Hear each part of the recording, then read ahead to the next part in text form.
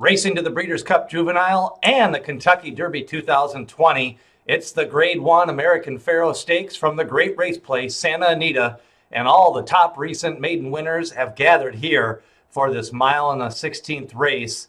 And it looks like a good one. We've got a horse that's kind of got to redeem himself after a 3-5 loss in the last race. And we've got a couple of impressive maiden winners taking on the debut race winner, probably of the year in America, in 8 rings.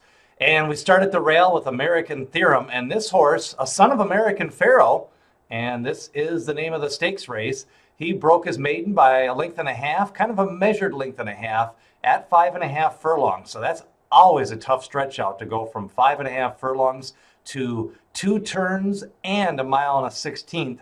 A lot of times you see horses go from 7 furlongs, 6.5 furlongs, but that 5.5 furlong to a mile and a 16th jump is always a tough one. He's got one of the higher Brisnet speed figures with a debut figure of 89. So you're looking possibly could improve 3-4 points pretty easily from that debut if he can stretch that speed to 2 turns. So American Theorem at the rail, definitely one of my top 3 contenders. 4 left, he's raced 4 times already, and he has a couple of wins. Came out with a couple of nice wins at Santa Anita and then went to Belmont, shipped in, and picked up a win there. That was on a surface that was really kind of just got the easy lead and then won by 4.5 lengths. It seems like speed was doing that good that day of the Tremont. Since then, he's faltered in the Best Pal and then faded in the Del Mar Futurity. The son of Twirling Candy, I guess he's got to bounce back with a big effort here. He may have been a win early type of horse. 8 rings, he broke his maiden by 6 lengths, a dominating victory, the son of Empire Maker. And then in the last race at 3-5, ducked in, lost his jock, and ran out of the money. And that was kind of a tough luck on the reputation. He's worked a couple of times back since then, actually 3 times, and a couple of 5 furlong works. I don't know. It's always tough taking a horse like that after they kind of throw their rider and ducked in a little bit. I don't think his works are as impressive as between his maiden victory and the Del Mar Futurity. I'm going to take a wait-and-see approach. Now, if you like him, you're probably going to get a little bit better odds on him this time than the last time, because I think some people are going to be a little bit gun-shy after getting burnt at 3-5 the last time. 8 rings is your morning line favorite, and he's one of my top 3 contenders, but he isn't going to be my top choice. Meanwhile, I'm hopping on the train, the express train, a 14-length winner the last time out. That was stretching out to a mile. Now, the Brisnet speed figure was a 100, which is very impressive for a 2-year-old. Now, he lost to 8 rings in his debut race, but he was closing late, and he was kind of ridden out at the end, like you knew he was going to appreciate that extra distance. Then they came back, got that nice maiden breaker. Mike Smith stays in the irons, and the son of Union Rags, who Union Rags, you know, he's had some nice horses. I think this is going to be a good sire. He doesn't have a lot of good horses. His crop sizes aren't that big, but Union Rags really stamps them and really puts a good look to him. So I think the express train coming off that mile victory, I think he can sit a little bit off the pace. I think there's some speed in the race and 4 left and American Theorem and Storm the Court. And I think Express Train can come a little bit off that pace and maybe pass some horses and pick up the victory. Meanwhile, Storm the Court, son of Court Vision, won his maiden his first time out, and then he lost his jock in the Del Mar Futurity. That was because 8 rings hit him, and he was at the rail in that race, and 8 rings was out of the 2 hole. So Storm the Court, he's going to try to bounce back here. He was bet down a little bit in that race, the Del Mar Futurity.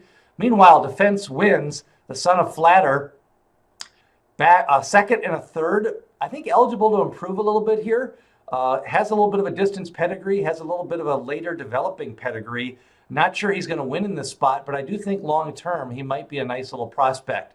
Shoplifted for Steve Asmussen, ships out west, has ran at Saratoga twice, broke his maiden, but that was kind of a pace-aided victory in his debut win. 2 horses went neck and neck, tooth and nail on the front end.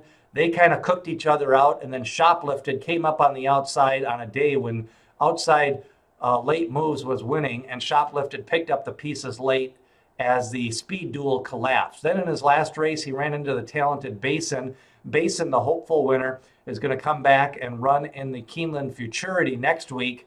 And so Shoplifted, I guess we get a chance to see how he can do shifting east to west.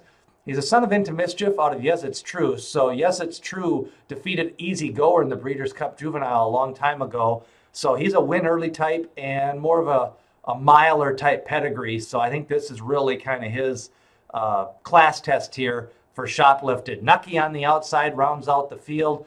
Actually, we've got two more to go. Nucky picked up the victory at 35-1 in the Del Mar Futurity. Did not look impressive late. He kind of was just coming in slow, came home very slow, has raced 5 times, not a lot of upside. He ran in a maiden claimer a couple of times. So I think he's maybe a pace setter here, maybe a mid-race move, but I don't see him being a potential winner in the American Pharoah Stakes. And then Collusion Illusion, 2 for 2. Toward another twirling candy in the race out of a First Dude. First Dude was a Florida bred, and this is a Florida bred as well. He broke his maiden at Del Mar and then came back in the Best Pal Stakes. You know, I think he's going to take a lot of money, and he seems to be a progressive type here. I think he can improve from that 91 speed figure in a second lifetime race. So there you are, the contenders for the American Pharoah Stakes. 8 rings as your morning line favorite. I'm hopping on the express train as my selection. I do think American Theorem at the rail has a lot of potential, but that's always a big jump from 5.5 furlongs to that mile and a 16th in the second lifetime race. A lot of horses just can't handle it. And Collusion Illusion on the outside with Smokin' Joe Talamo. He is also going to be a contender in the American Pharoah Stakes. Who do you like in the American Pharoah Stakes?